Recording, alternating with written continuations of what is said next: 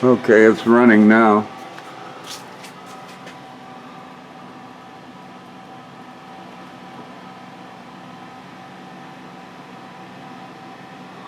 I have my little tracer pin in the collet of the router.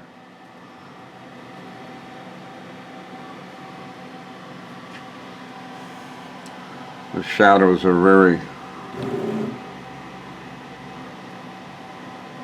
covering up everything, but anyway, it's running. I don't know if I can get the shadows out of there or not.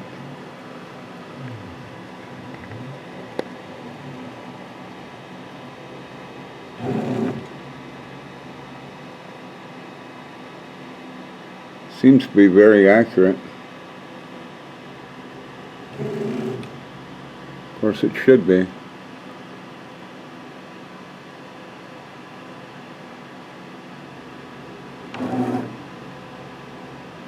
I lied, this is actually the second Gcode run.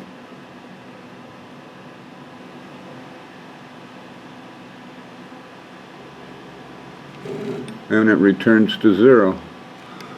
Well, how about that?